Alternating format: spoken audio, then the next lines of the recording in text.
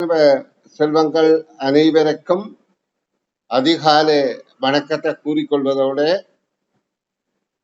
நாங்கள் 2025 ஆண்டு புலமை பரிசில் பரீட்சைக்கு தயாராகின்றோம். இந்த அதிகாலை எழுந்து படிப்பது மற்ற வேளைகளில் படிப்பதை விட உண்மையிலேயே 5 மடங்கு கூடிய பயன் தரும். ஆனா எங்களுக்கு கொஞ்சம் சோம்பலாகத்தான் இருக்கும், அது இயற்கைதான். அது நீங்க குழந்தைகள் இன்னும் சோம்பலாக இருக்கும். ஆனா எழுந்து பழகிட்டீர்கள் என்றால் உங்களுக்கு அது ஒரு பெரிய சிரமமாயிருக்காது. இந்த பழக்கம் உங்களை எதிர்காலத்துல தொடர்ந்து படிக்கிறதுக்கு ஒரு உதவியாக இருக்கும். ஏன்னா நீங்க இதைத்தான் படித்து முன்னேற வேண்டிய பிள்ளைகள். நீங்க எவ்வளவுக்கு உங்களோட முயற்சி நல்லா இருக்குதோ அவ்வளவுக்கு உயர்ந்த நிலைக்கு போகலாம். நீங்க பாருங்க, உங்களோட சூழல்ல இருக்கிறவைய பாருங்க, மிக உயர்ந்த நிலையில கல்வி தரத்துல இருக்கிறவர்கள் எல்லாம் பிறக்கிற போது அதே தரத்துல பிறக்க இல்லை. இன்றைக்கு ஒரு உயர்ந்த பதவியில இருக்கிறவையே எடுத்து பாருங்க, அவர்கள் எல்லாம் பிறக்கிற போது உண்மையிலேயே உயர்ந்த பதவியில பிறக்க இல்லை. பிறந்து தங்களோட வாழ்க்கை காலத்துல செய்த முயற்சிகள் தான் அந்த உயர்ந்த நிலைக்கு கொண்டு வந்திருக்கு. அப்ப அதே போல நீங்களும் உங்களோட முயற்சியால முன்னேறி கொள்ள வேண்டும் என கேட்டுக்கொண்டு நான் வகுப்புக்கு நுழைகிறேன். இன்றைக்கு நாங்கள் என்னுடைய வெற்றிக்கனிகள் எனும் பயிற்சித்தாள்ல 3வது பக்க வினாக்களுக்கு விடை காணும் விளக்கங்கள் கேட்கப் போகின்றோம். அப்ப நான் இப்ப 3வது பக்க வினாக்களுக்கு இலகு வழியில விடை காணும் விளக்கங்கள் கற்றுத்தர்றேன், கவனித்துக் கொள்ளுங்கள். இதுதான் 3வது பக்க வினா. இந்த வினாவுக்கு நாங்கள் விடையளிப்பதன் மூலம் எங்களுடைய திறமைகளை வளர்த்து கொண்டு எதிர்வரும் பரீட்சையில அரச பரீட்சையை மிக சிறப்பாக எதிர்கொள்ளக்கூடிய ஒரு ஆற்றலை பெறுவோம் என்பது உங்களுக்கே புரிந்து கொள்ளும். சரி, நான் கேள்விக்கு வாரன். இது 9வது கேள்வி. அதாவது என்னுடைய வெற்றிக்கணி இதழ்கள்ல பயிற்சித்தாள்கள்ல 12 வினாத்தாள் 1ம் 12 வினாத்தாள் 2ம் இதாக இருக்கின்றது. இந்த 24 பயிற்சித்தாள்களோட நான் தொடர்ச்சியாக இன்னும் 3 மேலதிக பயிற்சித்தாள்கள் எழுதி வெளியிட இருக்கின்றேன். அதெல்லாம் உங்களுக்கு அந்த நேரம், அதாவது யூடியூடாக வாட்ஸ்அப்பூடாக அனுப்பி வைக்கப்படும். ஏன்னு சொன்னா கடந்த வருடம் நடந்த பயிற்சித்தாளை தழுவிய வினாக்களை கொண்ட பயிற்சித்தாளமாக அந்த பயிற்சித்தாள்களை நீங்க திறமையான பயிற்சி பெறுகின்ற பட்சத்துல அரச பரீட்சை இலகுவாக நீங்க வெற்றி கொள்ள முடியும் என கூறி நான் வெளியேற்ற வாரன். 9வது வினா, கதிரவன் எத்தனையாம் தரத்தில் கற்கின்றான் என்பதை அறிவதற்கு பொருத்தமான 3 கூற்றுக்கள் அவை. இப்ப கேள்வியை பாருங்கோ. கேள்வியில என்ன கேட்கப்படுகின்றது? ஒரு மாணவனுடைய பெயர் தரப்பட்டிருக்கு கதிரவன் என்று. அவன் எத்தனையாம் தரத்தில் கற்கின்றான் என்ற தகவலை அறிவதற்கு இந்த 5 கருத்துக்கள்ல 3 கருத்துக்கள் மட்டும் போதுமானது. அந்த 3 கருத்துக்களையும் தெரிவு செய்து அந்த 3 கருத்துக்களையும் குறிக்கின்ற வாக்கியங்கள்ல 3 விடைகளாக இருக்கு. 3 வாக்கியங்களை குறிக்க ஆங்கில எழுத்துக்களை குறித்து கொண்டோம். அதை தெரிவு செய்ய வேண்டும். இப்ப கவனிங்கோ. கதிரவன் எத்தனையாம் தரத்தில் கற்கின்றான் என்பதை அறிவதற்கும் பொருத்தமான 3 கூற்றுக்கள். அப்ப இதுல யாரை பற்றி அறியணும்? கதிரவனை பற்றி அறிய வேண்டும். அப்ப நாங்க இதுல முதல் தெரிவு செய்யணும். இந்த வாக்கியங்கள்ல கதிரவனை பற்றி கூறுகின்ற வாக்கியம் இருக்கா? முதலாவது வாக்கியமே கதிரவனை பற்றி தான் கூறுது. மாலதியின் சகபாடி கதிரவன். அப்ப அந்த வாக்கியத்தை நாங்க எடுத்துக்கொள்ளலாம் என கருதுவோம். ஏன்? நாங்க கதிரவனை பற்றி தானே அறிய போறோம். கதிரவன் இத்தனை தரத்தில் படிக்கிறான். அப்ப மாலதியின் சகபாடி கதிரவன் என்றால் சகபாடி என்பது ஒன்றாக படிப்பவன். அப்ப மாலதி எத்தனையாம் தரமோ அதே தரம் தான் கதிரவன் என்றார் கருத்து. அப்ப அந்த கருத்தை நாங்கள் ஏற்றுக்கொள்ளலாம்.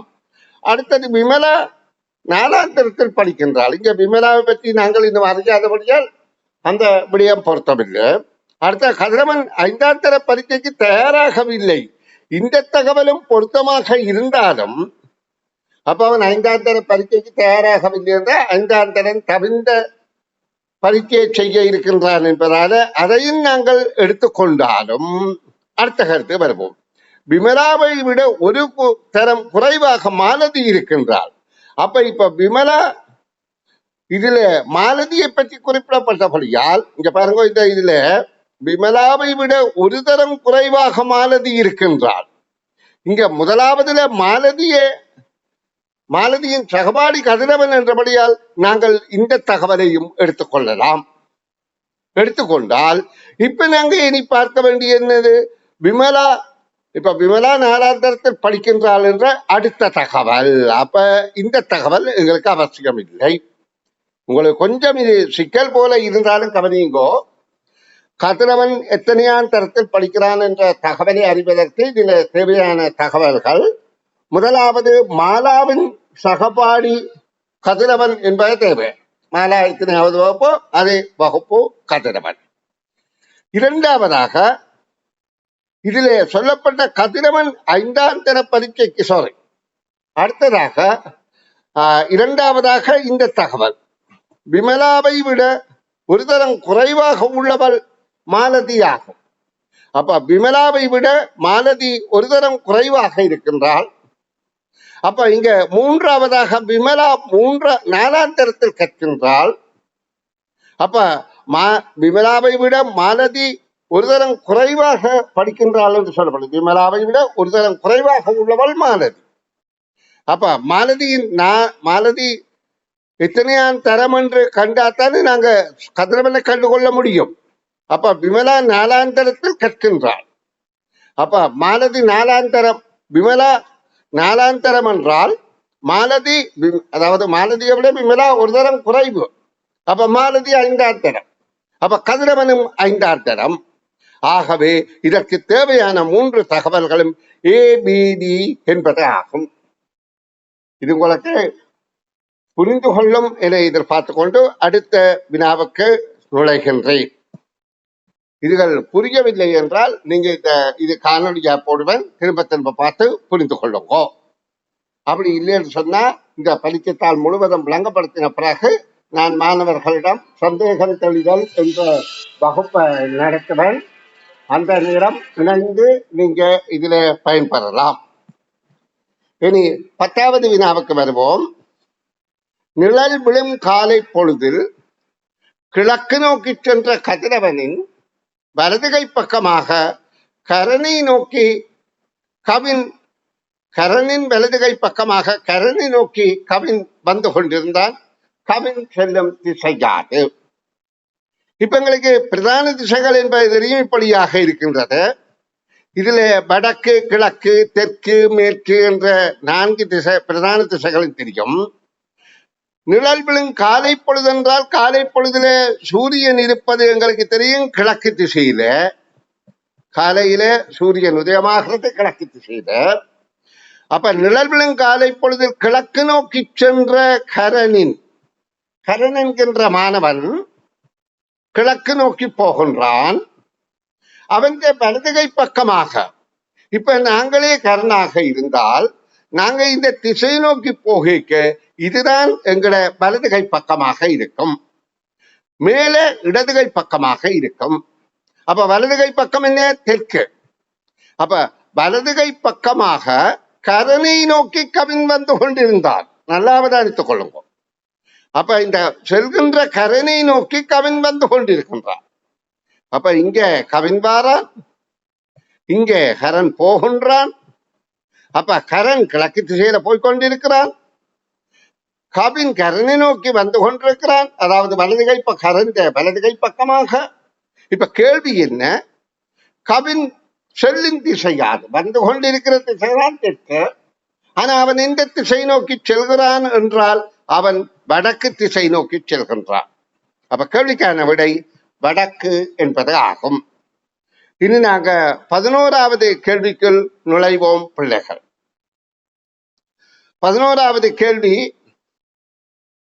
இங்க 2 முக்கோணங்கள், ஒன்று நிலைக்குத்தாகவும் அடுத்தது அதிலே சரித்தம் மறுதிசையிலே வைக்கப்பட்டிருக்கின்றது. இந்த 2 முக்கோணத்துக்கு வெளியில 1ல இருந்து 6 வரையிலான எண்கள் இருக்கின்றது. இப்ப கேள்வியை பார்த்தால் 6 முக்கோண அடைப்புகளில் வெவ்வேறு ஓரிலக்க எண்கள் 6 எழுதப்பட வேண்டும். இந்த அடைப்பில 6 முக்கோணங்கள் இருக்கின்றது. இங்க பாருங்க, 1 2 3 6 முக்கோணங்கள் இருக்கின்றது. இந்த 6 முக்கோணத்துக்கையும் இந்த வெளியே இருக்கிற 1 2 3 4 5 6 தனித்தனியாக எழுத வேண்டும். ஆனா அங்க என்ன சொல்லப்படுகின்றது, அவற்றின் எதிரெதிர் எண்களின் கூட்டுத்தொகை 7ஆக இருக்க வேண்டும். இப்ப இந்த கூட்டுக்கு எதிராக இந்த அடைப்பு இருக்குது, இந்த அடைப்புக்கு எதிராக இந்த அடைப்பு இருக்குது, இந்த அடைப்புக்கு எதிராக இந்த அடைப்பு இருக்கு. அப்ப அந்த அடைப்புக்குள்ள உள்ள 2 எண்களையும் கூட்டினால் கூட்டுத்தொகை 7ஆக இருக்க வேண்டும். எதிரெதிர் முக்கோணிகளில் எண்களுக்கு இடையிலான வித்தியாசம் யாது என்று கேட்கப்படுது. நல்லா அவதானிக்கும். அப்ப இந்த 1ல இருந்து 6 வரையான எண்ணை எழுதணும், கூட்டினால் 7 பெற வேணும். அப்ப கேள்வி என்னென்றால் அந்த 2 எண்களுக்கு இடையிலான வித்தியாசம் அவ்வளவு. அப்ப பாருங்க, இதுல 1 2 3 4 5 6 ஆகிய எண்களை எழுதினால் எதிரெதிர் எண்கள் இப்படியாக இருந்தால் தான் 7 வரும். 1க்கு எதிராக 6, 2க்கு எதிராக 5, 3க்கு எதிராக 4. அப்ப இப்படியாகத்தான் இந்த எண்கள் அமைந்தால், அதாவது இது தாயக்கட்டையில வர கேள்வி. தாயக்கட்டையில 6 முகங்கள்ல 6 எண்கள் இருக்கின்றது. எதிரெதிர் எண்களின் கூட்டுத்தொகை ஒரே எண்ணா இருக்கணும் என்றால் அது 7ஆக இருக்கும். அப்ப 1ல இருந்து 6 வரையில் எழுதினால், அப்ப இதிலே கேட்கப்படுது அதுகளுக்கு இடையிலான வித்தியாசம் எவ்வளவு என்று கேட்கப்படுகின்றது. அப்ப நான் இப்ப உங்களுக்கு அந்த எண்களை எழுதி காட்டுகிறேன் பாருங்க. இப்ப நாங்க இதுல 1ஐ எழுதுவோமாக இருந்தால் 1க்கு எதிராக 6ஐ எழுத வேண்டும். இதுல 2ஐ எழுதினால் 2க்கு எதிராக 5ஐ எழுத வேண்டும் கூட்ட. பிறகு இதுல 3ஐ எழுதினால் 3க்கு எதிராக 4ஐ எழுத வேண்டும். இப்ப கேள்வி எதையல்ல, கேள்வி இந்த 2 எண்களுக்கு இடையிலான வித்தியாசம் எவ்வளவு. 1க்கும் 6க்கும் இடையில வித்தியாசம் 5, 4க்கும் 3க்கும் இடையில வித்தியாசம் 1, 2க்கும் 5க்கும் இடையில வித்தியாசம் 3. அப்ப 1 3 5 என்ற விடைதான் பொருத்தமானது. இங்க கேள்வி ஒரு கஷ்டம் இல்லை, நாங்கள் அதை வாசித்து புரிந்து கொள்வதுதான் எங்களுடைய திறமை என்பதை கவனித்துக் கொள்ளுங்கள். இனி நான் 12வது வினாவுக்கு, இந்த பக்கத்தின் இறுதி வினாவுக்கு விடை காணும் விளக்கம் தருகின்றேன். அவதானிங்கோ. இது முற்றிலுமே அரச பரீட்சைகள்ல, கடந்த கால அரச பரீட்சைகள்ல வந்த வினாக்களை வைத்து தழுவி தயாரிக்கப்பட்ட வினாக்கள். அப்ப இந்த வினாக்கள் கடினம் என்று யாராவது கருதினால் அது தவறு. ஏனென்றால் இவ்வாறு தான் அரச பரீட்சையில கேட்கப்படும். சரி, கவனிங்கோ. இப்ப இதுல ஒரு சமன்பாடு இருக்கின்றது. அந்த சமன்பாட்டில இந்த 2 வடிவங்களுக்கு இந்த 2 வடிவங்கள் சமன் என்று சொல்லப்படுகின்றது. இங்க சமன் இருக்கின்றது. அப்ப இது 2ம் ஒன்றுக்கு ஒன்று அல்ல, இது 2க்கும் சமன். எப்படி என்று தெரியாது. நாங்க இதுக்கு இது இதுக்கு இது என்று கற்பனை பண்ணக்கூடாது, அது இதுக்குமாக இருக்கலாம். ஆனால் இந்த 2க்கும் இந்த 2ம் சமன் என்று சொல்லப்பட்டிருக்கிறது.